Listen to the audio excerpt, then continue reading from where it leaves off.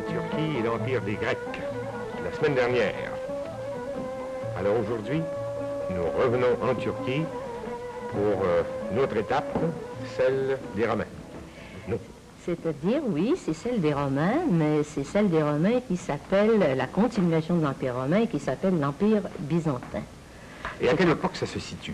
L'Empire byzantin, l'Empire romain était devenu tellement vaste qu'on a décidé de le séparer en deux et d'en faire l'Empire d'Orient et l'Empire d'Occident. Et l'Empire d'Orient, on l'appelle l'Empire byzantin.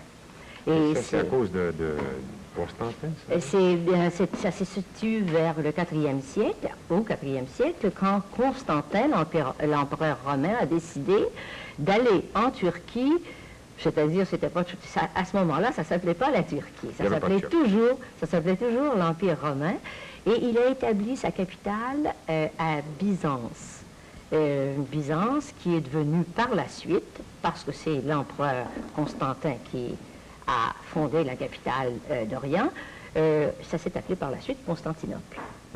Et c'est en s'installant là, il a voulu faire une capitale aussi grandiose, aussi importante que celle de Rome, que celle de l'Italie.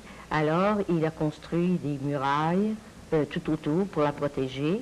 Il a construit, c'est pas lui, mais c'est par la suite un autre empereur byzantin, l'empereur Justinien, a construit la fameuse Sainte-Sophie. À ce moment-là, Sainte-Sophie de Byzance. Que l'on voit, là. Oui, parce que Constantin était le premier empereur romain à se convertir au christianisme. Et les autres ont suivi, évidemment. Et là, la Byzance et Constantinople se sont couverts de monuments religieux chrétiens. Alors, vous voyez la coupole ici de la Sainte-Sophie, qui est une œuvre d'art vraiment extraordinaire. Elle est, d'ailleurs, Sainte-Sophie, je dois dire, je l'ai visitée à plusieurs reprises, et c'est beaucoup plus beau à l'intérieur qu'à l'extérieur. Il y a beaucoup de choses mieux conservées à l'intérieur, parce qu'il y a eu des tremblements de terre, il y a eu des feux, il y a eu des guerres.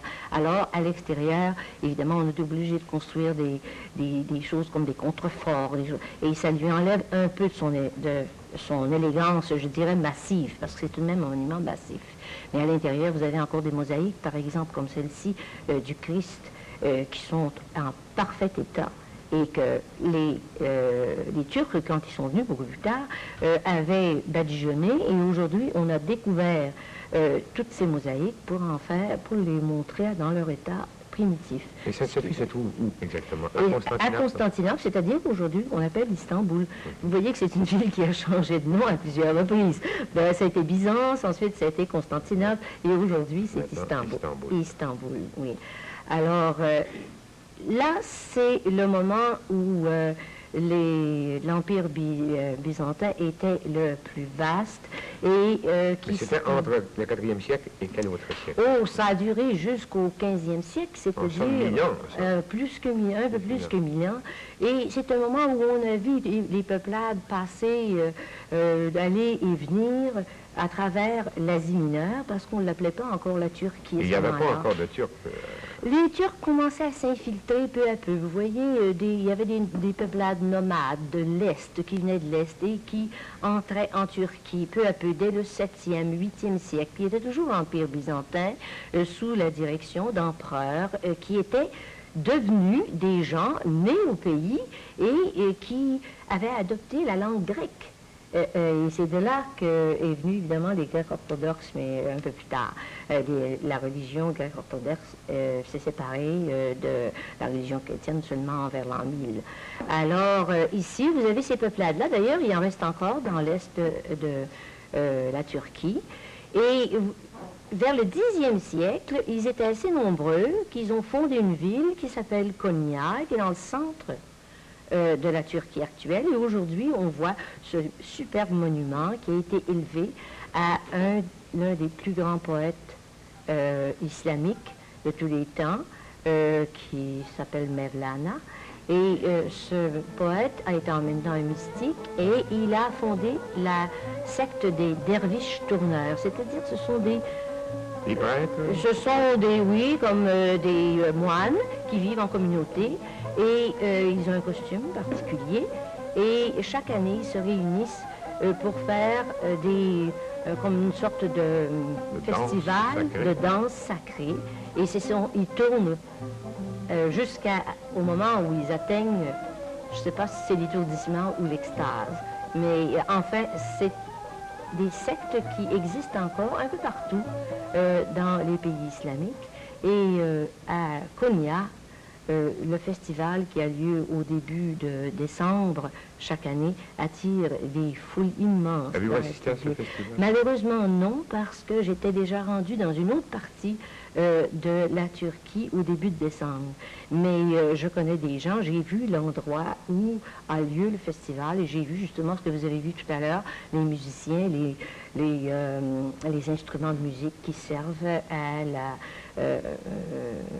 la musique pour faire... Maintenant, ces moines, qu'est-ce qu'ils font au cours de l'année?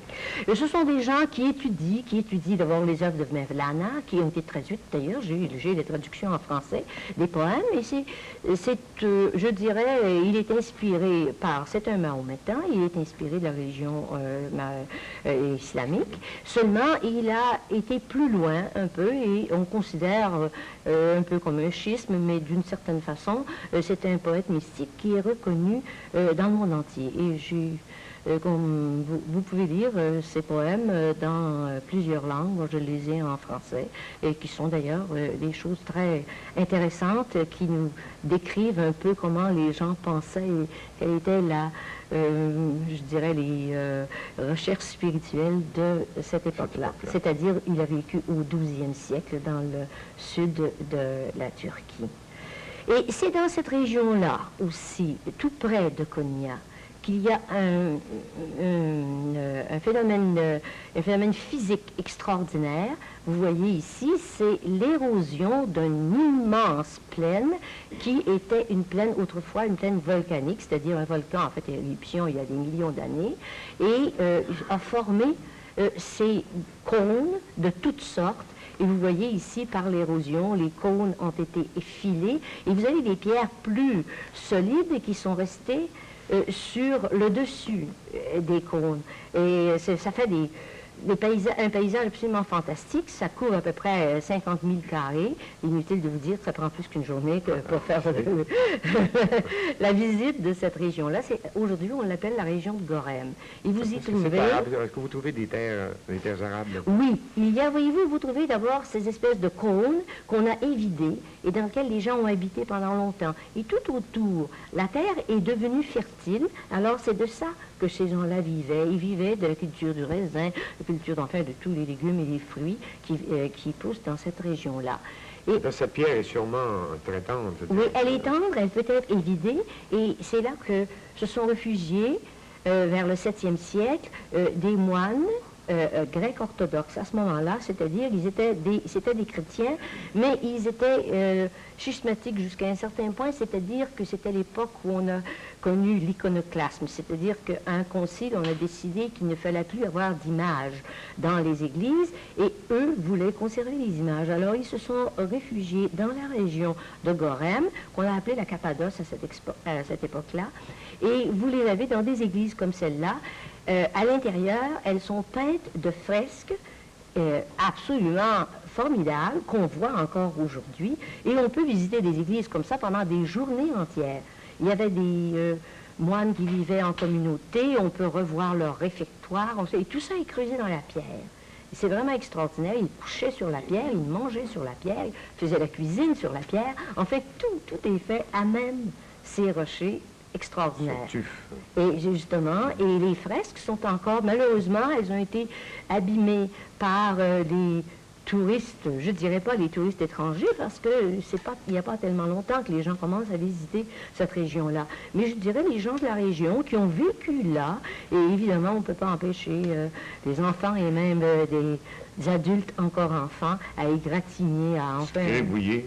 Justement, sur ces fresques qui sont vraiment extraordinaires et qui donnent une impression absolument fantastique de l'art de cette époque-là. C'est vraiment l'art byzantin qui a été transporté dans le sud parce que, justement, dans le nord, à Constantinople, on avait défendu de mettre des images saintes dans les églises. D'ailleurs, c'était un peu l'influence de l'islam, hein, parce que l'islam défend de représenter Mahomet, de représenter enfin les personnages de la religion islamique. Alors ici, on avait conservé ces images. Et aujourd'hui, on voit dans cette même région-là des gens, des familles turques qui vivent non plus dans les rochers, parce que c'est devenu un parc national pour les étrangers, mais qui se sont bâtis des maisons tout à côté des rochers et qui sont presque appuyés ensemble sur le rocher. Appuyés sur le rocher et il y a, pour ainsi dire, ils vivent exactement de la même façon qu'ils vivaient au 7e, au 8e ou 10e siècle, c'est-à-dire à l'époque de l'Empire byzantin. C'est coutume encore. Encore, le filage à la main, le filage de... Et évidemment, ils vivent d'une façon assez pauvre en cultivant la terre arabe qui se trouve autour de cette région vraiment extraordinaire, la région de la vallée de Gorem. Et je recommande à tous les gens qui vont en Turquie, même si parfois c'est difficile d'accès hors saison touristique, de s'y rendre et d'y passer, par exemple de séjourner au village d'Urgup, qui est à portée de la main ou à portée de, je dirais, de marche de ces champs vraiment extraordinaires. Les routes sont carrossables.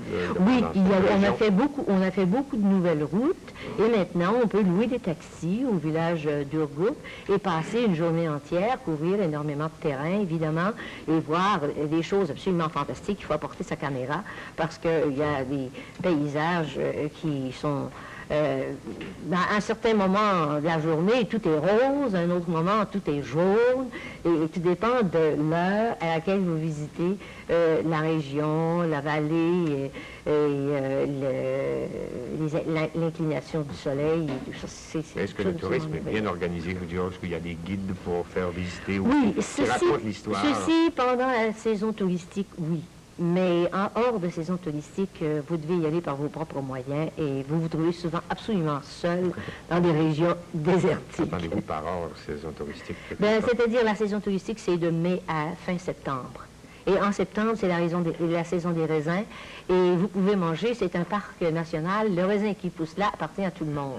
Alors vous pouvez vivre des raisins qui poussent autour de ces... maisons troglodytes et églises du 7e et 8e siècle. Il y a des vendanges comme ça à ce moment-là, au mois de septembre.